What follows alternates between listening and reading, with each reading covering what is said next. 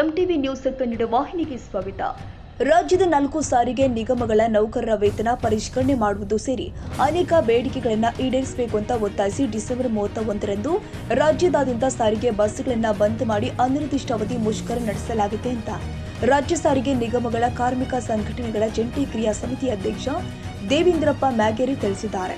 ಈಗಾಗಲೇ ಹಿಂದಿನ ವೇತನ 38 ತಿಂಗಳ ಬಾಕಿ ಹಣ ಕೂಡ ಬಂದಿಲ್ಲ. ಹೀಗಾಗಿ ಅಂದು ಎಲ್ಲ ಸಾರಿಗೆ ನೌಕರರು ಅನಿರ್ದಿಷ್ಟಾವಧಿ ಮುಷ್ಕರದಲ್ಲಿ ಪಾಲ್ಗೊಳ್ಳಲಿದ್ದಾರೆ. ಕೂಡಲೇ ಸರ್ಕಾರ ತಮ್ಮ ಅನೇಕ ಬೇಡಿಕೆಗಳನ್ನು ಈಡೇರಿಸಬೇಕು ಅಂತ ಒತ್ತಾಯಿಸಿದ್ರು. 2023 ಡಿಸೆಂಬರ್ 31ರ ಮೂಲ ವೇತನದ ಪ್ರಕಾರ ಶೇಕಡ 25% ಹೆಚ್ಚಳ ಮಾಡಿ 2024 ಜನವರಿ 1ರಿಂದ ವೇತನ ಶ್ರೇಣಿಯನ್ನು ಸಿದ್ಧಪಡಿಸತಕ್ಕದ್ದು. 2020 ಜನವರಿ 1ರಿಂದ ಆಗಿರುವ ಶೇಕಡ 15% ವೇತನದ ಹೆಚ್ಚಳದ 38 ತಿಂಗಳ ಭಾಗ್ಯ ಹಣ ವಿಳಂಬವಿಲ್ಲದೆ ವರ್ತಿಸಬೇಕು. ಶಕ್ತಿ ಯೋಜನೆಯ ಸಂಪೂರ್ಣ ಅನುದಾನವನ್ನು ರಾಜ್ಯದ 4 ಸಾರಿಗೆ ನಿಗಮಗಳಿಗೆ ಪಾವತಿ ಮಾಡಬೇಕು ಅಂತ ಹೇಳಿದ್ದಾರೆ. 2023 ಆಗಸ್ಟ್ 8ರಂದು ಜಂಟಿ ಕ್ರಿಯಾ ಸಮಿತಿಯಿಂದ ಸಲ್ಲಿಸಿರುವ ಬೇಡಿಕೆಯಲ್ಲಿ ಇತ್ಯರ್ಥವಾಗದೆ ಬಾಕಿ ಉಳಿದಿರುವ ಅನೇಕ ಬೇಡಿಕೆಗಳನ್ನು ಈಡೇರಿಸಬೇಕು. ನೌಕರರು ಪ್ರಸಕ್ತ ಪಡಿತಾ ಇರುವ ವಿವಿಧ ಬಡ್ಡಿಯನ್ನ 5 ಪಟ್ಟು ಹೆಚ್ಚಳ ಮಾಡಬೇಕು. ವೇದಿಕೆ ಸೌಲಭ್ಯ ಕಲ್ಪಿಸಬೇಕು. ಎಲ್ಲ ನೌಕರಿಗೂ ಪ್ರತಿ ತಿಂಗಳು ಹೊರರೋಗಿ ಚಿಕಿತ್ಸೆ ವೆಚ್ಚಕ್ಕಾಗಿ 2,000 ಕೊಡಬೇಕು. ಎಲ್ಲ ನೌಕರಿಗೆ ಉಚಿತ ಔಷಧ ಪೂರೈಸಬೇಕು.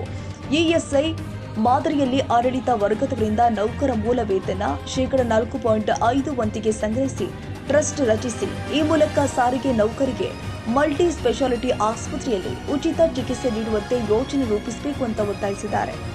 ನಾವು 1/1/2024ರ ವೇತನ ಪರಿಷ್ಕರಣೆ ಮತ್ತು 38 ತಿಂಗಳ ಅರಿಯರ್ಸು ಕೊಡಬೇಕಂತೇಳಿ ಬೆಳಗಾವಿ ಅಧಿವೇಶನ ಚಲ ಒಂದು ಕಾರ್ಯಕ್ರಮದಲ್ಲಿ ನಾವು 31/12/2024 ಮಧ್ಯರಾತ್ರಿಯಿಂದಲೇ ಇಡೀ ಕರ್ನಾಟಕ ರಾಜ್ಯಾದ್ಯಂತ ಬಸ್ ಮುಷ್ಕರವನ್ನು ಹಮ್ಮಿಕೊಂಡಿದ್ದೇವೆ. ಅದಕ್ಕಾಗಿ ಮಾನ್ಯ ಮುಖ್ಯಮಂತ್ರಿಗಳು ಮತ್ತು ಗೌರವಾನ್ವಿತ ಈ ನಮ್ಮ ಸಾರಿಗೆ ಸಚಿವರು ರಾಮಲಿಂಗಾರೆಡ್ಡಿಯವರು ಅವರಿಗೆ ನಾವು 31/12ನೇ ತಾರೀಕು 12ನೇ ತಿಂಗಳಲ್ಲಿ ಮುಷ್ಕರ ಮಾಡ್ತೀವಿ ಇಡೀ ಕರ್ನಾಟಕ ರಾಜ್ಯದಂತೆ. ಅದಕ್ಕೆ ಆಸ್ಪದ ಮಾಡಿಕೊಳ್ಳಾರ್ದೇ ನೀವು ನಮ್ಗೆ ವೇತನ ಪರಿಷ್ಕರಣೆ ಮಾಡಿಕೊಡ್ಬೇಕಂತೇಳಿ ಮಾನ್ಯ ಗುಂಡೂರಾವ್ ಆರೋಗ್ಯ ಸಚಿವರು ಬಂದು ನಮ್ಮ ಮನವಿಯನ್ನು ತೆಗೆದುಕೊಂಡರು.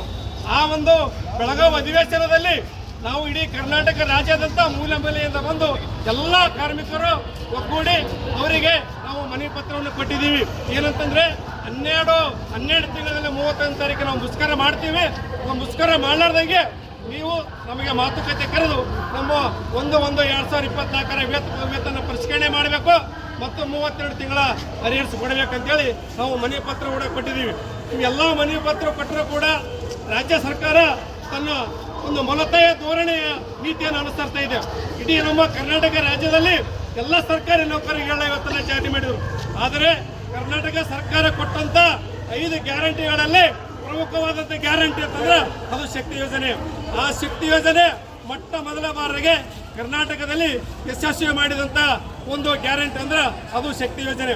ಆ ಶಕ್ತಿ ಯೋಜನೆ ಸಿಬ್ಬಂದಿಗಳ ಕೊರತೆಯಿಂದ ಬಸ್ಸುಗಳ ಕೊರತೆಯಿಂದ ನಾವೆಷ್ಟು ಕಷ್ಟಪಟ್ಟು ಸರ್ಕಾರ ಆದೇಶ ಮಾಡಿದಂಥ ಒಂದು ಶಕ್ತಿ ಯೋಜನೆಯನ್ನು ಯಶಸ್ವಿ ಮಾಡಿದ್ದೀವಿ. ಅದಕ್ಕಾಗಿ ಇನ್ನೂ ಕಾಲ ಮಿಂಚಿಲ್ಲ. ರಾಮಲಿಂಗಾರೆಡ್ಡಿ ಅವರಿಗೆ ಮನವಿ ಮಾಡ್ತೀವಿ, ಮಾನ್ಯ ಮುಖ್ಯಮಂತ್ರಿಗಳಿಗೆ ಮನವಿ ಮಾಡ್ತೀವಿ.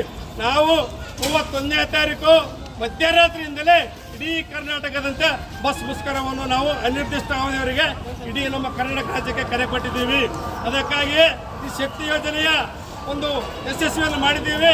ಅವರು ಯಾವುದೇ ಕಾರಣಕ್ಕೂ ನಮಗೆ ಕರೆದು ಮಾತುಕತೆ ಮಾಡದೆ ವೇತನ ಪರಿಷ್ಕರಣೆ ಮಾಡಿಲ್ಲ ಅಂತಂದ್ರೆ ಏನಾದರೂ ಅಡೆತಡೆಗಳಾದರೆ ಏನಾದರೂ ಕೆಟ್ಟ ಹೆಸರು ಬಂದರೆ ಇದಕ್ಕೆ ನಮ್ಮ ಸಾರಿಗೆ ಸಂಸ್ಥೆ ನಾವು ನೌಕರರಲ್ಲ, ಇದಕ್ಕೆ ನೇರವಾಗಿ ರಾಜ್ಯ ಸರ್ಕಾರ ಹೊಣೆ ಅಂತಕ್ಕಂಥ ಮಾತನ್ನು ಈ ಸಭೆಯಲ್ಲಿ ನಾಳಕ್ಕೆ ಇಷ್ಟಪಡ್ತೀನಿ. ಮಾನ್ಯ ಮುಖ್ಯಮಂತ್ರಿಗಳೇ, ನಿಮಗೆ ನಿಯತ್ತಾಗಿದ್ರೆ ನಿಮ್ಮ 5 ಗ್ಯಾರಂಟಿ ಯೋಜನೆಗಳಲ್ಲಿ ಯಶಸ್ವಿ ಮಾಡಿದ ಶಕ್ತಿ ಯೋಜನೆ. ಅದಕ್ಕಾಗಿ ನಮ್ಮ ಸಾರಿಗೆ ನೌಕರರ ಬಹಳ ಒಂದು ದುಸ್ಥಿತಿಯಲ್ಲಿ ಇದ್ದೀವಿ. ನಮ್ಮ ಕುಟುಂಬಗಳು ನಡೆಸೋಕ್ಕೆ ಸಾಧ್ಯವಾಗುತ್ತಿಲ್ಲ. ಅನೇಕ ಸಾರ್ವಜನಿಕರ ಮಧ್ಯೆ ನಾವು ಹೊಡೆದಾಡಿಕೊಂಡು ಜಗಳ ಆಡಿಕೊಂಡು ನೀವು ಕೊಟ್ಟಂತ ಒಂದು ಗ್ಯಾರಂಟಿ ಯಶಸ್ವಿ ಮಾಡಿದ್ದೀವಿ. ಅದಕ್ಕಾಗಿ ನಮಗೆ 31ನೇ ತಾರೀಕು ಮಧ್ಯರಾತ್ರಿಯಿಂದ ನಾವು ಮುಷ್ಕರ ಮಾಡ್ತೀವಿ.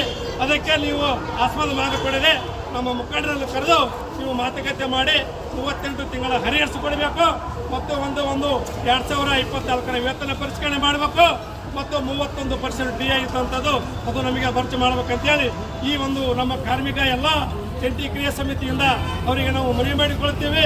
ಮನವಿ ಮಾಡಿಕೊಳ್ಳೋದ್ರ ಜೊತೆಗೆ ಒಂದು ಎಚ್ಚರಿಕೆ ಗಂಟೆ ಕೂಡ ಕೊಡ್ತಾ ಇದ್ದೀವಿ. ನಾವು 30ನೇ ತಾರೀಕು ಮಧ್ಯರಾತ್ರಿ ಯಾವ ಜಾಗದಲ್ಲಿ ಇದ್ದೀವಿ ಅದೇ ಜಾಗದಲ್ಲಿ ನಾವು ಮುಸ್ಕರ ಮಾಡ್ತೀವಿ. ಅದಕ್ಕಾಗಿ ನೀವು ಎಲ್ಲರೂ ನಾವು ಸಾರ್ವಜನಿಕರಲ್ಲಿ ವಿನಂತಿ ಮಾಡ್ಕೊಂತೀವಿ. ಸಾರ್ವಜನಿಕರು 30ನೇ ತಾರೀಕು ನಾವು ಸ್ಟ್ರೈಕ್ ಮಾಡ್ತೀವಿ. ಅದಕ್ಕಾಗಿ ದಯವಿಟ್ಟು ನೀವು ಕೂಡ ಸಹಕಾರ ಮಾಡಬೇಕು.